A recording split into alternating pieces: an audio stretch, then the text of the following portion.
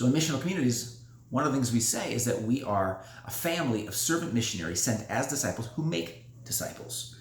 And in missional communities, we have three primary rhythms: life on life, individuals learning how to care for one another in a more intimate setting; life in community, the wider group learning how to do life together, share meals together, encourage one another, and plan for mission; and then life on mission, where we actually band together to creatively make a difference, to relate to people, and to welcome them into God's family.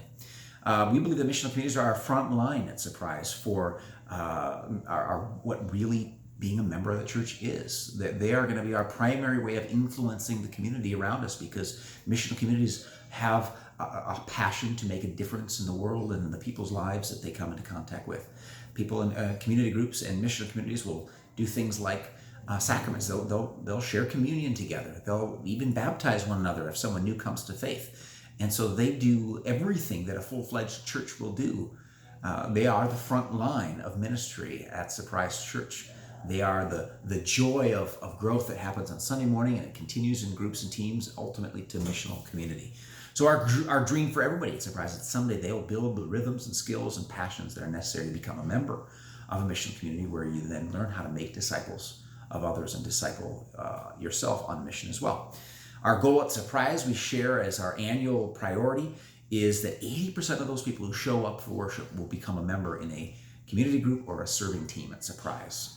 Certainly that includes missional community as well. So what we do on Sunday, our goal is to try to help people transition to those forms of involvement, because we just believe that that is going to create that same sort of rare, surprising Acts chapter 2 community as people get involved and meet people at Surprise. And again, this is a primary place for growth, for people to grow at Surprise, and for people to feel cared about. If someone in a missional community or a community group goes to the hospital, usually it's the group themselves that goes to visit them. They don't usually call me first. They've got one another's back. They care for one another. They encourage one another. If one of them gets married or has a baby, they celebrate together. They have a birthday party together. They're a family in many senses of the word. And so they represent our vision at Surprise, that the professionals will not do all the work in ministry. My job, as we talked about last module, is to equip the saints to live on mission and to disciple one another, to be the front lines of the church. It's not about professionals doing everything. It's about equipping the saints for ministry, and in this case, in communities, missional communities, and community groups.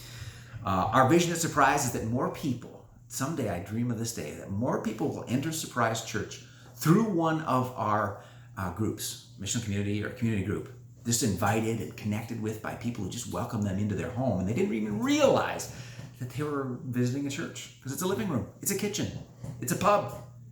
And then eventually they'll show up on Sunday and I'll say, hey, is it your first time at Surprise? No, I've been coming to Surprise for 2 years or a year or 6 months. I'm just going to someone's house for dinner and decided to show up on Sunday.